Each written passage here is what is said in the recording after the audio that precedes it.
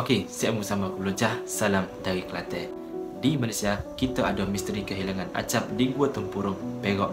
Tapi di luar negara, kita ada misteri kehilangan dua orang pelajar yang berasal daripada Belanda dan akhirnya terjawab.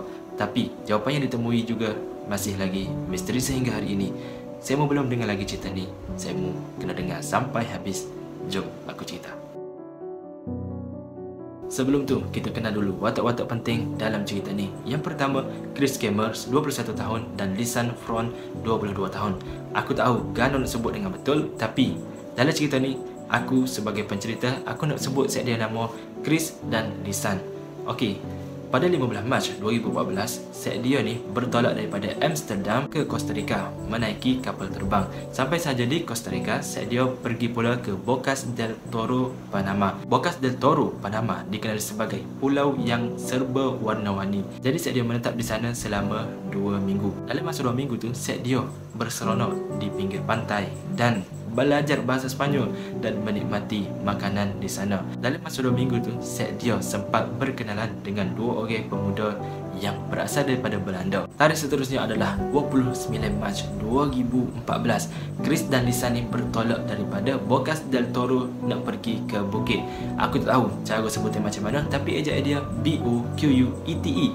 So, jadual asas dia ni adalah bertujuan untuk pergi ke sekolah Sepanyol di bukit tu dan menjadi sukarelawan di sana. Tapi sekolah tu membatalkan program tu atas alasan-alasan tertentu. Kalau aku dah lah mari daripada Belanda, daripada jauh tu, dan menetap dah di Panama selama 2 minggu, tapi sekolah tu membatalkan program tu. Mengamuk beb. Meskipun set dia kecewa dengan keputusan sekolah, set dia memilih untuk menetap dengan keluarga angkat dia di selatan bukit selama 4 minggu. Pada 1 April 2014, Chris dan Lisan nak pergi mendaki di sebuah bukit berdekatan yang bernama La Pianista. Chris dan Lisan mengambil taksi daripada rumah nak pergi ke bukit La Pianista. Menurut keterangan daripada pemandu taksi telah menurunkan Chris dan Lisan pukul 1.30 petang. Tapi menurut keterangan lain daripada kamera-kamera yang berada di persekitaran, pemandu taksi telah menurunkan Chris dan Lisan 2 jam lebih awal, iaitu pukul 11.30 tengah hari. Jadi sewaktu pendakian itu, Chris dan Lisan ada bawa beg galas yang berisi sekeping pasport, kamera digital model Canon PowerShot SX270 dan telefon jenis iPhone dan Samsung Galaxy, dan botol minuman dan duit anggaran $80. Chris dan Lisan sampai di puncak pada pukul 1 petang. Sebelum pendaki, orang sekitar ataupun orang kampung telah menasihati Chris dan Lisan supaya tidak mendaki sesuka hati mereka. Walaupun saya dia naik bukit berdua, iaitu Chris dan Lisan, tapi ada orang yang ketiga, iaitu anjing. Bukan anjing peliharaan dia, tapi anjing ni terlalu jinak dengan dia, naik sekali dengan dia. Selepas terbenamnya matahari ataupun sekitar waktu maghrib, hanya anjing yang menemani set dia berdua sahaja yang turun. Chris dan Lisan masih lagi tak turun-turun. Keluarga angkat set dia ni rasa bimbang sebabnya keesokan pagi, Chris dan Lisan ada temu janji dengan pemandu pelancong set dia. Tapi selepas keesokan pagi, Chris dan Lisan masih lagi tak turun-turun, menyebabkan keluarga angkat dia ni rasa risau dan terus melaporkan hal ini kepada pihak berkuasa, iaitu pihak polis. Pihak berkuasa telah membuat operasi besar-besaran untuk mencari mangsa, termasuklah bantuan sukarelawan, bantuan penduduk kampung dan bantuan ibu bapa Chris dan Lisan sendiri yang turun pada 6 April. Namun, minggu demi minggu, operasi besar-besaran ini tidak membuahkan hasil kerana tidak ada sebarang petunjuk yang ditemui. Okey, di sini misteri bermula.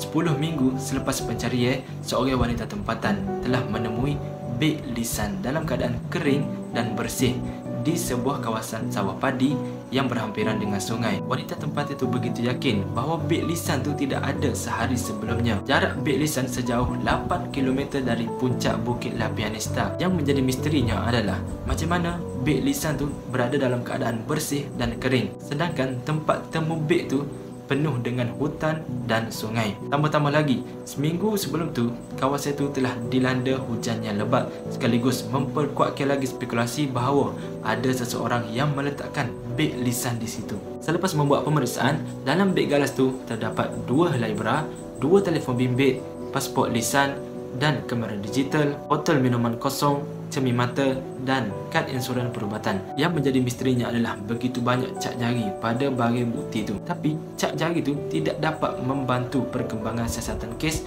kerana cap jari itu tidak tahu siapa tuan empunya cap jari. Barang bukti seperti telefon ataupun kamera sudah tentu menjadi fokus utama oleh para penyiasat. Selepas menyiasat, telefon tu masih lagi berfungsi 10 hari pertama selepas set dia hilang. Dalam tempoh 10 hari tu terdapat 77 kali percubaan untuk telefon ke pihak polis dan pihak kecemasan. 112 adalah panggilan untuk Belanda dan 911 adalah panggilan kecemasan untuk Panama. Oleh sebab di Bukit La Pianista tu tidak ada rangkaian, sebanyak 77 panggilan menemui kegagalan. Ada satu sahaja panggilan yang berjaya disambung selama 2 saat sahaja dan panggilan itu terputus. Dalam masa yang sama, terdapat percubaan untuk membuka telefon Chris dengan memasukkan PIN yang salah berulang-ulang kali. Bagaimana tuan sendiri yang boleh masuk ke PIN yang salah berkali-kali? Kalau satu kali tu boleh tahan juga. Dan pada 11 April, telefon set dia mati akibat kehabisan bateri. Tadi kita kecek pasal telefon, kita beralih pula kepada kamera. Dalam kamera tu terdapat 133 keping foto yang diambil oleh Chris dan Lisan. Dan foto yang pertama adalah pada 1 April ketika set dia mula nak mendaki. Dalam gambar tu tidak ada apa-apa yang aneh kecuali 90 gambar yang terakhir diambil pada 8 April pukul 1 pagi hingga 4 pagi. Gambar-gambar tersebut tu menunjukkan Chris dan Lisan mengambil gambar dalam keadaan gelap.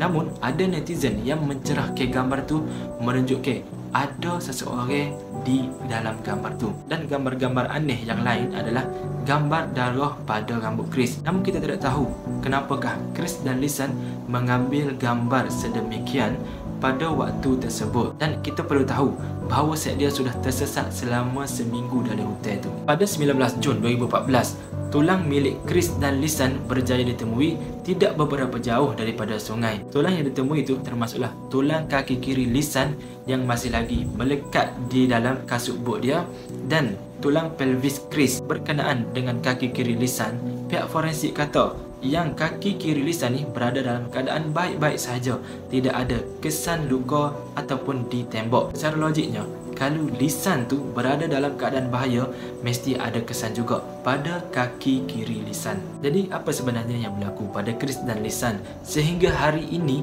pihak Panama dan Belanda masih lagi gagal memberikan konklusi secara tepat mengenai kes ini. Bagaimanapun, kecenderungan dalam kes ini dilihat adalah kemalangan yang biasa sahaja. Sebagai contoh, set dia jatuh daripada tempat yang tinggi dan mengalami luka yang parah dan set dia ni nyawa-nyawa ikan untuk hidup. Jika difikirkan balik tentang beg galas yang bersih tu, spekulasi tentang set dia jatuh daripada tempat yang tinggi tu adalah mustahil. Banyak lagi persoalan yang timbul sebenarnya.